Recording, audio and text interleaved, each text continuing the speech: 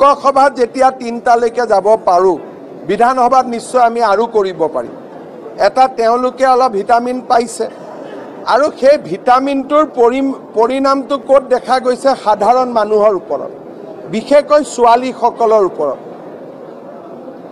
গতিকে এই বিষয়টো মই ভাবোঁ পুলিচে পুলিচৰ ব্যৱস্থা ল'ব চৰকাৰে চৰকাৰৰ ব্যৱস্থা ল'ব কিন্তু অসমৰ ৰাইজে ভোট দিয়াৰ আগতে বহুত কথা চিন্তা কৰাৰ প্ৰয়োজনীয়তা আছে সেই কথাটো মই নিশ্চয় দোহাৰিম আপোনালোকে মুখ্যমন্ত্ৰী হিমন্ত বিশ্ব শৰ্মাৰ মন্তব্য শুনা পালে যে যদিহে আপোনালোকে কংগ্ৰেছত ভোট দিয়ে তেতিয়াহ'লে হয়তো আপোনালোকে বিপদত পৰিব পাৰে কাৰণ মিয়া মুছলমানৰ যিটো উৎপাতটো কংগ্ৰেছ দলত ভোট দিয়াৰ কাৰণে বৃদ্ধি পাইছে মানে আপোনালোকে নিশ্চয় কথাখিনি সেইটোৱে বুজি পাইছে যে মিয়া মুছলমানৰ ভোট যেটো কংগ্ৰেছতে যায় সেইকাৰণে যেটো তিনিখন আসনত যেটো জিকিলে এবাৰ কংগ্ৰেছে তিনিখন আসনত জিকাৰ কাৰণে এটা যিখিনি ঘটনা ঘটি গ'ল এইকেইটা ঘটনা এই তিনিখন আসনত জিকাৰ কাৰণে হৈছে বুলি মুখ্যমন্ত্ৰী হিমন্ত বিশ্ব শৰ্মাই কৈছে আজি মানে তিনিখন আসন জয়লাভ কৰাৰ পিছতেই এনেসমূহ ঘটনা ঘটিছে পূৰ্বতে হয়তো এনেকুৱা ঘটনা ঘটা নাছিলে মুখ্যমন্ত্ৰী হিমন্ত বিশ্ব শৰ্মাই সেই মন্তব্য কৰিব বিচাৰিছে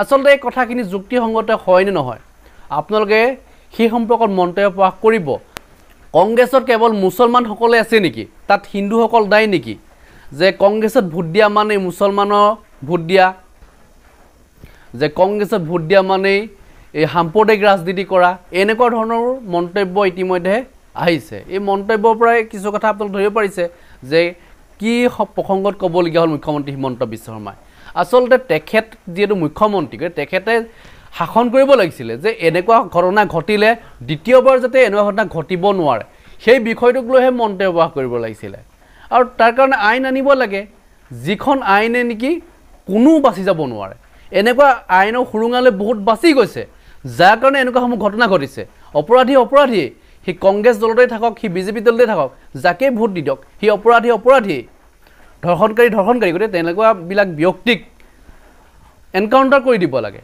এটোতো তেখেতে নিজে এইবিলাক আইন তেখেতে নিজে আনিব পাৰে তেখেতৰ নিৰ্দেশ মতে যেটো সকলো কাম হৈ থাকে তেখেতে নিৰ্দেশ দিয়ক পুলিচ প্ৰশাসনক নিৰ্দেশ দিয়ক যাতে অতি সোনকালে বিচাৰ কৰি যাতে কোনো যাতে আইনৰ সুৰুঙা ল'ব নোৱাৰে তেনেকে বাছি বহুত গৈছে বহুতে মানে কি মানুহ মাৰি ওলাই আহে এনেকুৱা ঘটনা আমি দেখিছোঁ গতিকে হেতু সবল দিব নালাগে সেইখিনি ওপৰতহে মন্তব্য কৰিব লাগিছিলে কিন্তু কৰিলে কি এতিয়া কংগ্ৰেছত ভোট দিয়া মানেহে এইখিনি হৈছে এতিয়া যিমানেই কংগ্ৰেছত ভোট দিব এনেকুৱা ঘটনা ঘটি গৈ থাকিব সেই মন্তব্য প্ৰকাশ কৰা নাই জানো আপোনালোকে কি বুজি পাইছে আচলতে এই কথাখিনি ওপৰত যদি আপোনালোকৰ কিবা ক'ব লগা আছে নিশ্চয় কমেণ্ট ছেকশ্যন লিখিব মুখ্যমন্ত্ৰী হিমন্ত বিশ্ব শৰ্মাৰ সেই মন্তব্য শুনাই ল'ব বিচাৰিছোঁ কিন্তু তেওঁলোকে প্ৰেৰণা পাইছে যে আমি লোকসভাত যেতিয়া 3টালৈকে যাব পাৰোঁ বিধানসভাত নিশ্চয় আমি আৰু কৰিব পাৰিম এটা তেওঁলোকে অলপ ভিটামিন পাইছে আৰু সেই ভিটামিনটোৰ পৰিণামটো ক'ত দেখা গৈছে সাধাৰণ মানুহৰ ওপৰত বিশেষকৈ ছোৱালীসকলৰ ওপৰত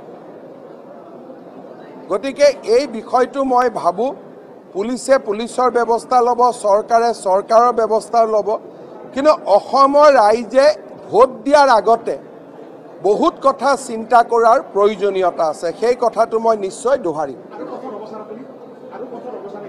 না মইতো কঠোৰ হ'বই লাগিব যেতিয়ালৈকে মুখ্যমন্ত্ৰী হৈ আছোঁ মোৰ হাতততো বিকল্প নাই কিন্তু মইতো সদায় জীয়াই নাথাকোঁ জাতিটো সদায় জীয়াই থাকিব লাগিব গতিকে জাতিয়ে কেনেকৈ জীয়াই থাকিব পাৰে মোৰ বৰ্তমানত অবৰ্তমানত কাৰণ ব্যক্তিটো ডাঙৰ নহয় মই আজি আছোঁ নাই এতিয়া গুৱাহাটীত যাওঁতে এক্সিডেণ্ট হ'ব পাৰে কোনে জানে গতিকে মোৰ অবৰ্তমানতো কোনো ব্যক্তিৰ অবৰ্তমানতো যাতে সমাজখন জীয়াই থাকিব পাৰে ব্যক্তি ডাঙৰ কথা নহয় সমাজখন জীয়াই থাকিব লাগিব সেইকাৰণে সমাজে ভোট দিয়াৰ আগতে মোৰ 100 টকাকৈ দৰমহা চৰকাৰে বঢ়াই দিলে কি নকৰিলে কি কৰিলে সৰু সৰু কথা যেনেকৈ আমি চিন্তা কৰিম ডাঙৰ কথাবিলাকো আমি চিন্তা কৰিব লাগিব যে এই চৰকাৰখন যোৱাৰ পিছত বা এই চৰকাৰখন দুৰ্বল হ'লে আটাইতকৈ শেষ হাঁহিটো কোনে মাৰিব এই কথা আমাৰ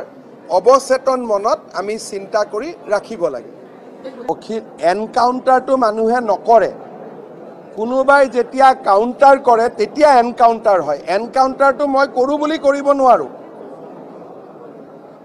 যদি মই কৰোঁ বুলি কৰোঁ সেইটোক শ্বুট আউট হ'ব এনকাউণ্টাৰ মানে কি? কোনোবাই যেতিয়া পুলিচক কাউণ্টাৰ কৰে তেতিয়া পুলিচে এনকাউণ্টাৰ কৰিব লাগে। যদি কাউণ্টাৰ নহয় এনকাউণ্টাৰ নহয়েই। সেইকাৰণে পুলিচে যি কাম কৰি আছে নীতিৰ বিৰুদ্ধে গৈ কৰা নাই। আত্মৰক্ষাৰ বাবে যি কৰিব লাগে পুলিচক কৰিব লাগিব। কিন্তু বিষয়টো পুলিচৰ লগত নহয়, বিষয়টো আৰু অধিক গভীৰ। আৰু কিছুমান ৰাজনৈতিক নেতাই এইটো বুজিব নোৱাৰে। বৰপেটা, নলবাৰী, ধুবুৰী, গোৱালপাৰা ৰাইজে এই কথাবোৰ বেছিকৈ বুজিব পাৰিব। নগাঁও, মৰিগাঁও ৰাইজে বেছিকৈ বুজিব পাৰিব। বাকীসকলে বুজিব নোৱাৰে। কাৰণ তাতে এনেকুৱা পৰিৱেশ এটা এতিয়াও নিৰ্মাণ হোৱা নাই। কিন্তু মানুহটো একে অসমীয়া। এজন অসমীয়াৰ দুখত আন এজন অসমীয়াই এইটো কান্দিব লাগিব।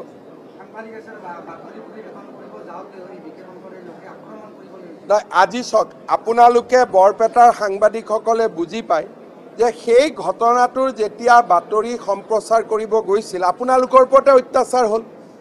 কিন্তু আপোনালোকৰ লগৰ যি সাংবাদিক আন আন অঞ্চলত আছে তেওঁলোকে ইয়াৰ পৰিৱেশটোতো বুজি নাপায়। সেইকাৰণে তেওঁলোকে অসমখন প্লেইন আৰু চিম্পল বুলি ভাবে। কিন্তু আমি কোনখন অসমত কাৰ বিৰুদ্ধে আমি যুঁজি আছোঁ দিনে নিশাই, সেই কথাখিনি সকলোৱে অনুভৱ কৰিলে যুদ্ধখন সহজ হ'ব। ব্যক্তি ডাঙৰ কথা নহয়, ব্যক্তি আহিব যাব, কিন্তু জাতিটো জীয়াই থাকিব লাগিব। আজিৰ দিনত নামনি, মধ্য অসম, উত্তৰ অসমৰ মানুহে, বৰাক উপত্যকাৰ মানুহে কেনেকৈ জীয়াই আছে সেই কথাবোৰ উপলব্ধি কৰিব লাগিব। বৰপেটাত আপোনালোকৰ উপস্থিতিতে কেনেকৈ আহি পেলাই ধামাধুম মাৰপিট কৰি থৈ গুচি গ'ল। কিয়? যে নহয় আমি ইমান ভোটত জিকিম। গতিকে এই কথাবোৰ আমি মূৰত ৰাখিব লাগিব।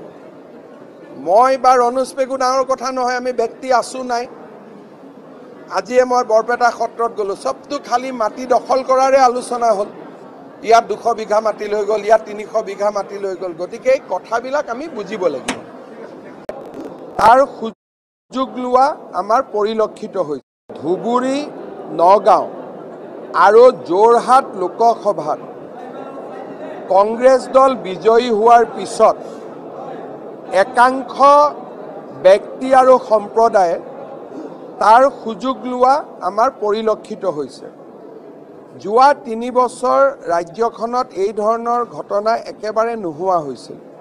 কিন্তু যোৱা 3 দিনতে এদিন মাজবাটত চাহ বাগিচাৰ সম্প্ৰদায়ৰ ছোৱালী এগৰাকীৰ ওপৰত ঢেকীয়াজুলিত, মাজবাটত গোৰ্খা সম্প্ৰদায়ৰ ছোৱালী এগৰাকীৰ ওপৰত, আজিও ঢেকীয়াজুলিৰ ঠেলামাৰাত গোৰ্খা সম্প্ৰদায়ৰ ছোৱালী এগৰাকীৰ ওপৰত যৌন উৎপীড়ন চলোৱাৰ বাতৰি আমি পাইছোঁ। তাৰ মাজতে বৰপেটাতো ঘটনা এটা হৈ গ'ল, মন্ত্ৰী জয়ন্ত মল্ল বৰুৱা আহিছিল। তাৰ মাজত কোকৰাঝাৰতো এটা ঘটনা হৈ গ'ল আৰু তাৰ মাজত লখিমপুৰতো থানা জ্বলোৱাৰ ঘটনা এটা হৈ গ'ল। প্ৰথমটো অসমৰ ৰাইজে গভীৰভাৱে বিশ্লেষণ কৰিব লাগে যে 3টা চিটত জিকোতে এই অৱস্থা, আৰু ৰাজ্যখনত যদি কেতিয়াবা শাসনৰ পৰিৱৰ্তন হয় আমাৰ ৰাজ্যৰ জনতাই কিমান ভয় আৰু সন্ত্ৰাসৰ মাজত থাকিব লাগিব। সি যি কি নহওক, এই ঘটনাবিলাকৰ বিৰুদ্ধে আমি সচেতন হৈ আছোঁ। আৰক্ষীক কঠোৰ ব্যৱস্থা ল'বলৈ নিৰ্দেশ দিয়া হৈছে আৰু মই ভাবোঁ যে 2 এদিনৰ ভিতৰতে আমি পৰিস্থিতি স্বাভাৱিক অৱস্থালৈ ঘূৰাই আনিব পাৰিম।